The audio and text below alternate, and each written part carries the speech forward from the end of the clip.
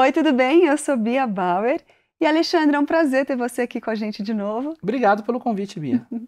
E olha, hoje a gente vai falar sobre o recente white paper publicado pela Envo, chamado Reindustrialização Verde e Investimento em Geração Renovável, que está chamando a atenção no setor elétrico.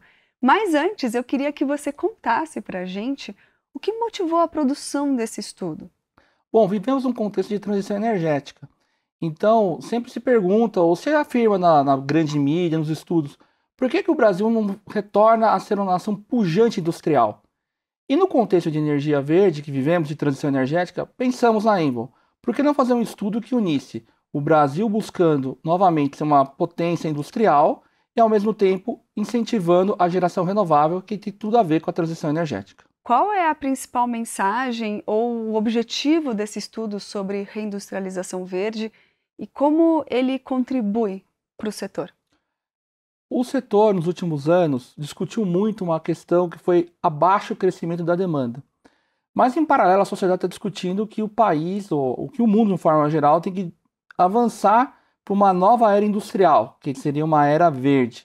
Então, a gente pensou assim, como que o Brasil, nesse contexto, sendo já uma potência renovável, poderia se inserir no sentido de ser também uma potência industrial verde?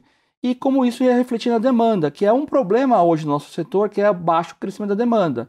Então, a gente imagina que, a partir de um dado horizonte, se fizermos as decisões corretas de investimento em industrialização, poderemos colher o fruto de investimento em geração renovável, uma indústria mais forte, uma pegada verde. E quando que vocês entendem que isso vai acontecer? Ótima pergunta. O investimento em industrialização ele leva um tempo para acontecer, da decisão de negócio até ele se materializar e ser implementado. Então, a gente imagina que as decisões de negócio deveriam ser tomadas nos próximos 2 anos, 2025 e 2026, para que tivéssemos reflexos na demanda de energia, ou seja, maior consumo, a partir de 2028. Então, teríamos aí 2 anos para tomar a decisão de investimento e 3 anos a 4 anos para construir as usinas, tendo essa lógica de investimento em geração renovável para atender essa nova era industrial, que a gente espera que o Brasil possa aproveitar essa oportunidade que está se mostrando em nível mundial. E o Brasil está mostrando que vai fazer isso? Bom, a discussão no debate que a gente tem visto político e econômico tem sido do Brasil mudar as lógicas dos últimos anos e voltar a ser uma potência industrial. Obviamente é sempre uma decisão, não que depende só do Brasil, depende do resto do mundo também, porque também tem outros países competindo para poder atender essa nova demanda global. A gente entende que o Brasil tem uma vantagem competitiva e comparativa muito interessante, que é a base renovável muito forte. E também tem um outro ponto, o Brasil é um país que não tem problemas geopolíticos relevantes. Temos aqui, ou acolá, algum tipo de problema, algum tipo de desavença, mas olhando estruturalmente, no Brasil não tem nenhum problema com algum país que impeça que venha investimentos para cá. Então o Brasil é visto como um país amigável e como um porto seguro para investimentos. Então, por tudo isso, eu creio que o Brasil tem uma oportunidade singular. Obviamente não é uma tarefa fácil, e temos que enfrentar problemas da economia e do país nos próximos 2 anos, mas se o Brasil fizer o dever de casa, ele tem grandes chances de colher os resultados nos próximos anos. E aí você falou dessa questão do prazo, 2 anos até começar e depois até implementar. E eu queria saber quais são os impactos práticos que esse trabalho pode gerar no setor elétrico. Interessantíssima a sua pergunta. Impactos práticos temos, por exemplo, do lado dos investidores de geração, dos geradores. É uma recomendação que damos para que eles continuem observando o mercado brasileiro, porque pode ter uma situação seguinte, vou parar de observar porque a demanda foi baixa. Só que se de repente a demanda aparece e há uma chance dela aparecer e crescer, você não vai estar preparado para ter essa demanda, você está fora do mercado e outros players vão ocupar, quem estiver à frente vai ocupar. Então esse é um ponto, assim, ficar atento para não desmobilizar equipes e a análise sobre o Brasil, porque o Brasil pode voltar a ter esse crescimento a partir do final da década. Então, esse é um primeiro ponto de impacto prático no setor.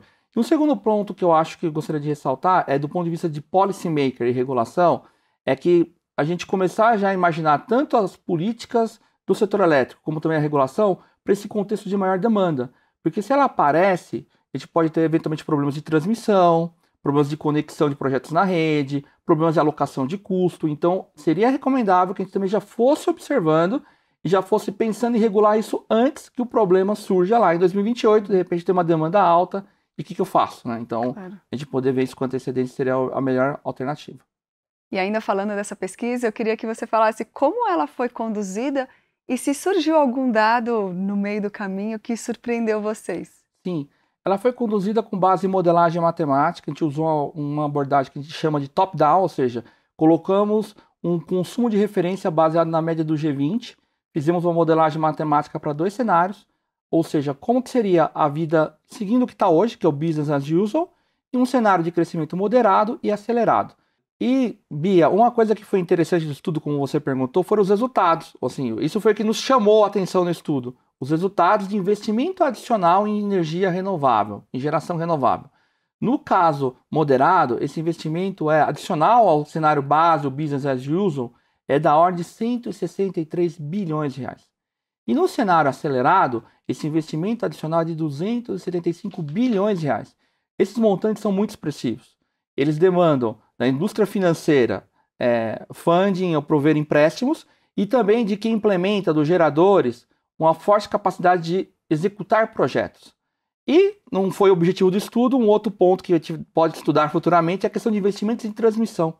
Então, porque eu também tenho que conectar essas usinas. Sim. Então, de modo geral, o que nos surpreendeu é, se o Brasil adotar uma reindustrialização verde, ele vai ter que alocar muito investimento e isso vai gerar, obviamente, desenvolvimento no setor elétrico e na sociedade. Alexandre, você já falou bastante aqui pra gente, mas com base nas conclusões desses estudos, tem alguns próximos passos que a Envel recomende? Sim, na verdade, um dos pontos sempre de investimento em geração renovável, discussão de tendências é quem paga eventuais custos que ocorram no longo do processo. Em síntese, qual seria a visão e a recomendação da Envel? Que tudo que for necessário de investimento ou de algum custo, ou de subsídio ou de apoio no processo de reindustrialização que seja para o setor elétrico, fosse dentro do setor elétrico. Agora, todos aqueles que envolverem a sociedade como um todo ou algo mais amplo que transborde o setor elétrico, que isso seja por meio de políticas públicas, seja subsídios, políticas tributárias, que no final é o Estado brasileiro ou a sociedade como um todo, para evitar que a tarifa de energia elétrica tenha uma pressão exagerada e que o consumidor de energia elétrica pague por todo esse custo da reindustrialização. E eu gostaria de lembrar que o estudo completo está disponível no site da Envel. Então não perca essa oportunidade de se aprofundar nas tendências que vão moldar o futuro do setor elétrico. E Alexandre, muito obrigada por compartilhar tanto conhecimento com a gente hoje. E obrigado, eu que agradeço pelo convite novamente estar contigo. E a Envel está mais do que disponível para ajudar as empresas do setor nesse momento tão importante e transformador. Obrigada mais uma vez, Alexandre. Obrigada também você que nos assistiu até aqui.